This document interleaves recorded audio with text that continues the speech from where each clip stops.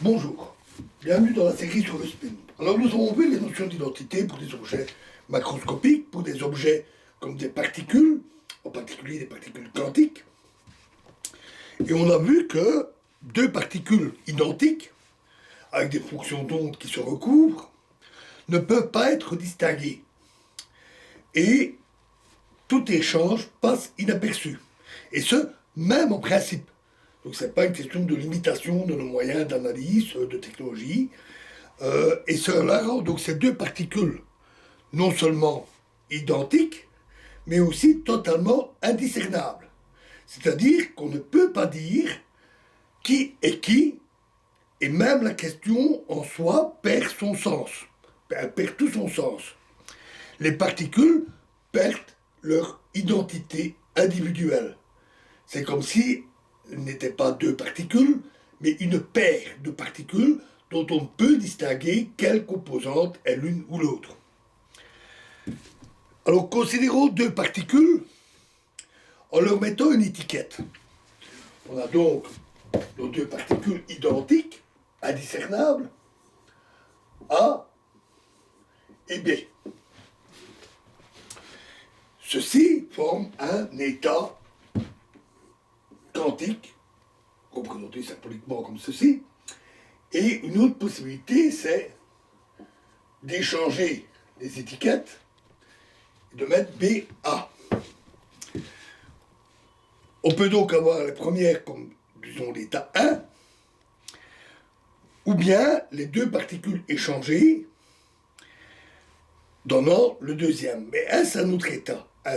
Ces étiquettes, elles sont purement formelles. On ne colle pas vraiment une étiquette sur la particule. Elle n'existe que sur le dessin qui est là, ou dans notre tête. Mais ce n'est pas quelque chose qui appartient à la réalité physique de ces particules. Et rappelons-nous que rien, absolument rien, ne distingue ces deux possibilités. C'est exactement la même chose. Il n'y a pas de différence. D'un point de vue physique, pour toute grandeur, pour toute quantité, pour toute chose qui permettrait de différencier, c'est la même chose. Donc force est d'admettre qu'il s'agit en fait du même état quantique. C'est le même état quantique. C'est quelque chose qui peut sembler très curieux.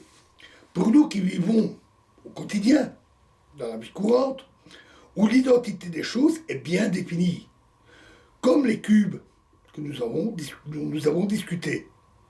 Et que si on échange deux objets, comme deux chaises, même strictement identiques,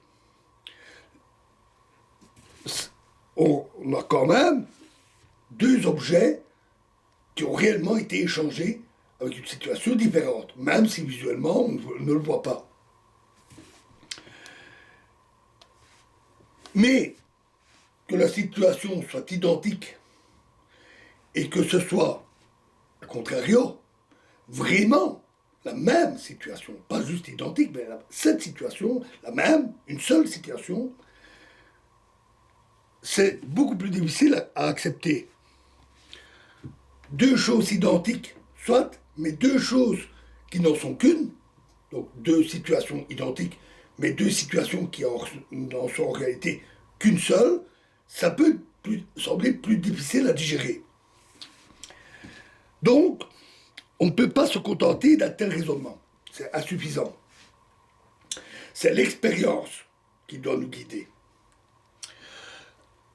Notons en parallèle que s'il y avait la moindre chance de distinguer les deux particules, le moins petit élément physique, la moindre petite même si ce petit détail, même si ce petit détail nous est totalement inconnu, il existe, et le raisonnement qu'on vient de faire, à savoir que c'est le même état, serait faux.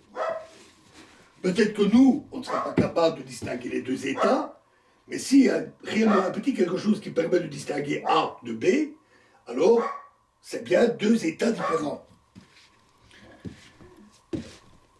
C'est dans cela que une telle situation est assez exceptionnelle, extraordinaire, puisque même si on est limité par nos moyens technologiques, même si on ne sait peut-être pas tout, si nos connaissances sont limitées, le fait est que être le même état et être deux états différents sont une réalité physique, c'est forcément un des deux.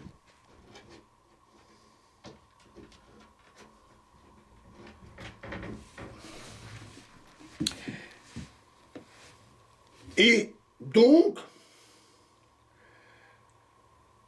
les conséquences de ça peuvent être différentes, et en fait elles le sont, et elles sont importantes. Nous allons voir les conséquences de cette notion d'identité qui disparaît.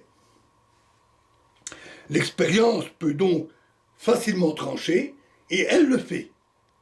Alors, disons-le déjà maintenant, elle tranche en faveur de ce qu'on vient d'expliquer, de raisonner, qu'il s'agit d'un et un seul même état.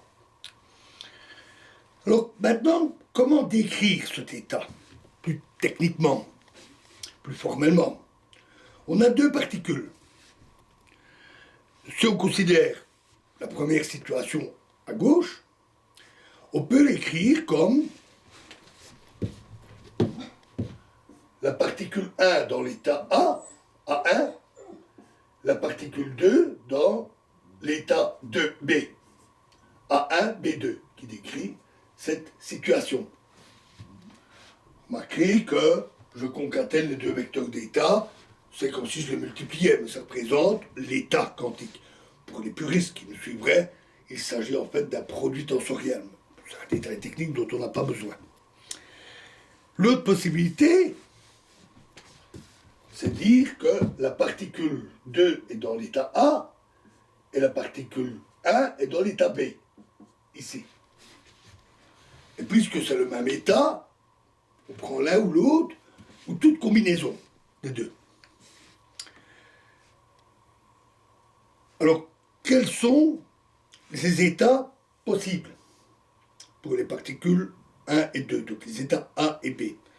Par exemple, puisque c'est le spin qui nous intéresse, ces états peuvent être, par exemple pour un photon, les états plus 1 et moins 1, état haut et état bas du spin, ou pour des particules de spin 1,5, comme les électrons, les états plus 1,5, moins 1,5, état haut, état bas. Il reste à voir quelle représentation on doit utiliser ou quelle combinaison des deux ensembles doit-on utiliser. Doit-on faire la somme ou toute autre chose avec? Et ça, nous verrons dans la prochaine vidéo. Je vous remercie.